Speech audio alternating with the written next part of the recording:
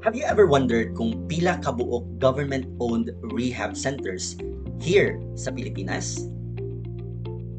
If you have, watch until the end because I'll be answering your question kung pila ba yun ni sila. Okay? By the way, my name is Dr. June. I'm a nurse by profession and a rehab practitioner by specialty. And for today's discussion, very short na kayo siya, no, but very intriguing as well.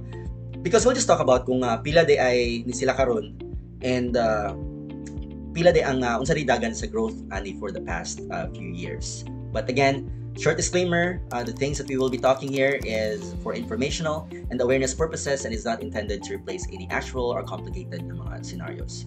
Alright, so the question is, how many treatment and rehab centers do we have here in the Philippines? Now, we are talking about government-owned centers, alright? And we are not counting the private sectors as of the moment kay medyo kana wala jud ko exact census kung pila ka buok private rehab centers, and I believe that there are a lot na pwede na to ma-consider jud, no, especially on the different regions and the different localities that we have already here in the Philippines.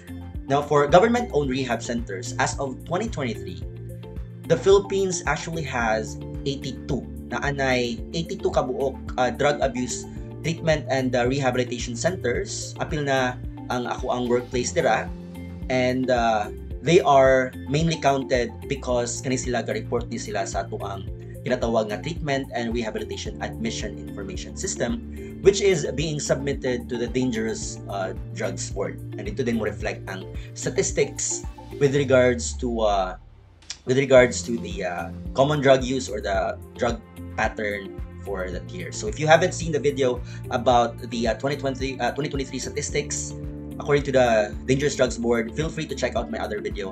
Nakabutang din siya dito. Now, this number, do take note nung kani siya nga number ga reflect ni siya sa countries sa Pilipinas nung ongoing effort para at least ma-expand ang iyahang access sa mga treatment services, no, nga gain na provide nato, especially for individuals nga naay substance use disorders.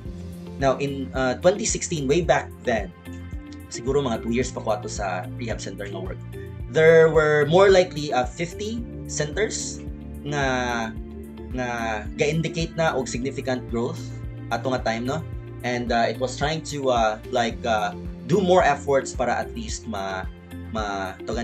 makita nga dako og serbisyo og dako og tabang ang rehab centers for those PWDs or people who uses drugs.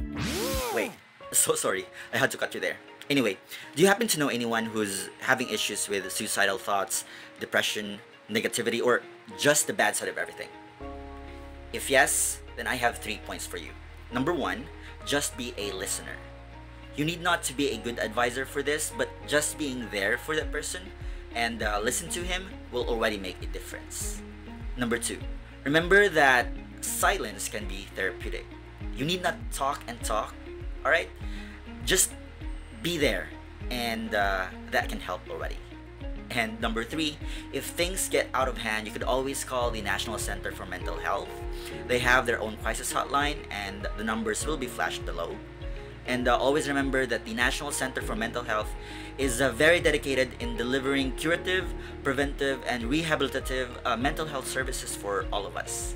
And always remember that mental health is everything.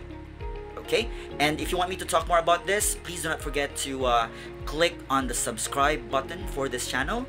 And now, let's go back to the video. Now, the increase in facilities, no, kaning pag-increase sa mga facilities na to, mainly, ang aim lang jud ani is to address the rising demand for rehabilitation services, and of course, maghahatag og suporta sa initiative sa atuang gobyerno, no, para at least kontrahon kaning ginatawag nga ginadili nga droga.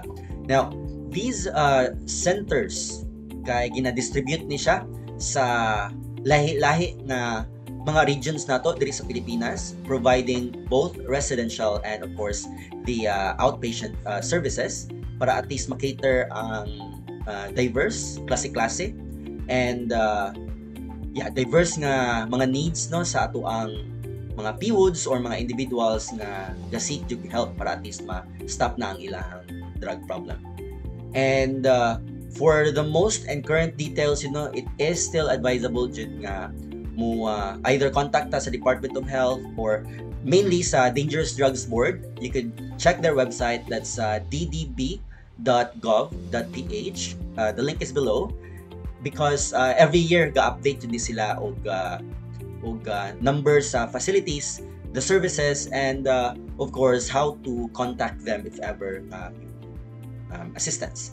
All right. So feel free to do that. If you do have questions or concerns or clarifications, feel free to comment down below.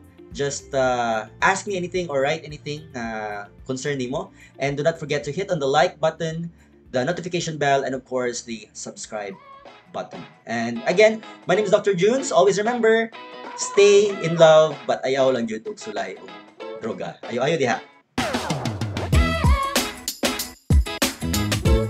Hi! Ganun ba ka sa video yung nakita karon? If so, do not forget to hit on the like, share, and subscribe button. And of course, apila na po ang notification bell para at least ma-inspire ko nga magpadayon og buhat sa mga ing-ani nga klase nga videos. And also, maka-reach out ta og more people na gusto ma-sober, gusto maka-prevent og relapse, also maka-control sa ilang addiction, and syempre, katong gusto og peace of mind. Alright? Again, hit the like, share, subscribe, and notification bell. Take care now.